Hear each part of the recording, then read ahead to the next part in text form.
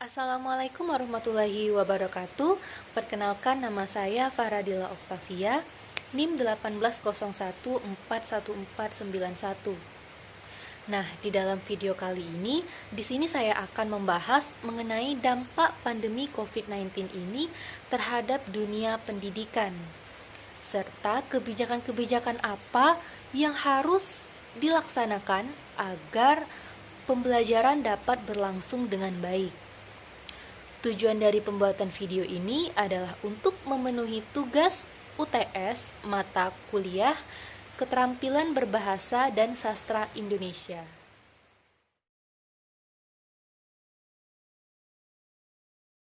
Setelah berbicara mengenai pandemi COVID-19 ini, saya rasa sudah 8 bulan lalu pandemi COVID-19 ini menyerang seluruh penduduk dunia. Pandemi COVID-19 ini merupakan musibah yang sangat memilukan bagi seluruh penduduk dunia, termasuk Indonesia. Dampak yang paling kita rasakan karena pandemi COVID-19 ini yaitu adanya perubahan sistem pembelajaran, di mana sistem pembelajaran yang biasa kita lakukan secara tatap muka di sini dirubah menjadi pembelajaran secara daring atau pembelajaran jarak jauh.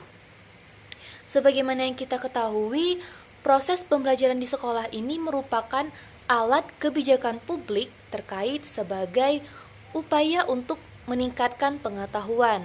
Selain itu, banyak peserta didik yang menganggap bahwa sekolah ini adalah kegiatan yang menyenangkan. Mereka bisa berinteraksi antara guru dan peserta didik. Tetapi sekarang kegiatan pembelajaran di sekolah ini harus dialihkan pada pembelajaran daring atau pembelajaran jarak jauh yang dilakukan di rumah secara tiba-tiba karena dampak dari pandemi COVID-19 ini. Nah, dalam kegiatan pembelajaran daring ini banyak sekali tantangan yang harus dihadapi. Memang benar hal ini dapat memajukan teknologi yang ada di Indonesia. Namun, bagaimana dengan sistem pendidikannya?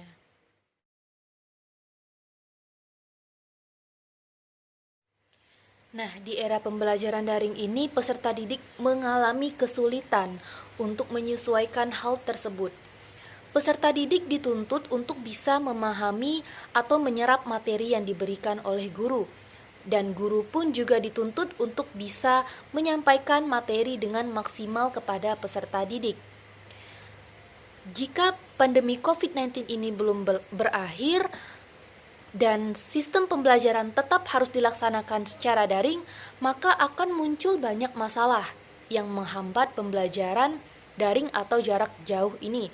Di antaranya seperti yang pertama itu ada keterbatasan penguasaan teknologi informasi oleh guru dan peserta didik.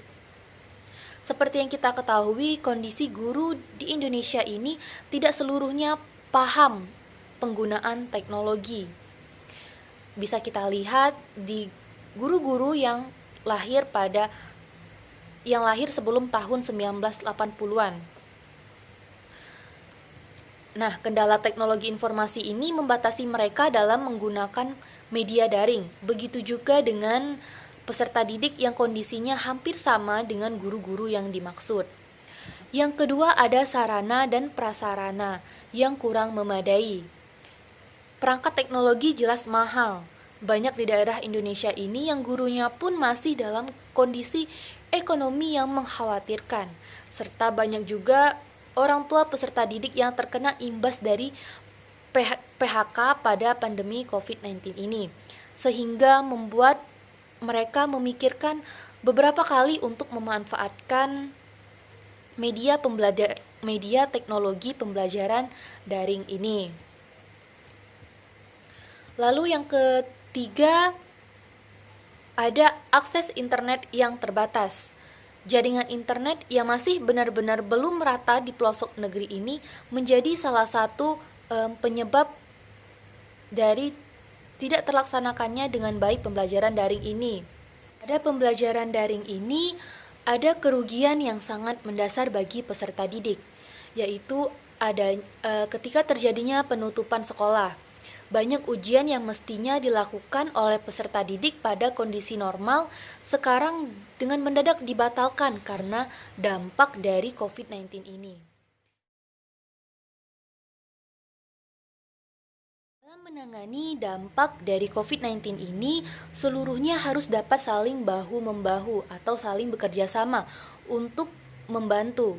Adapun hal-hal yang harus dilakukan, yang pertama, pemerintah. Nah, peran pemerintah ini sangat penting dan fundamental. Yang kedua, ada orang tua. Orang tua di sini sebagai pendidik pertama di rumah harus menjalankan fungsinya meskipun guru di sini tetap membantu dari rumah ke rumah bagi semua peserta didik. Nah, kegiatan ini dapat membuka cakrawala dan tanggung jawab orang tua dalam mendidik mental, sikap, dan pengetahuan anak-anaknya. Lalu yang ketiga ada guru. Proses pembelajaran daring ini harus dilaksanakan seefektif mungkin. Guru bukan membebani peserta didik dalam tugas-tugas yang dihantarkan dalam belajar di rumah. Jika perlu, guru bisa hadir secara door to door untuk peserta didik. Lalu yang keempat ada sekolah. Nah, sekolah ini sebagai lembaga penyelenggaraan pendidikan harus bersiaga memfasilitasi perubahan apapun menyangkut pendidikan peserta didiknya.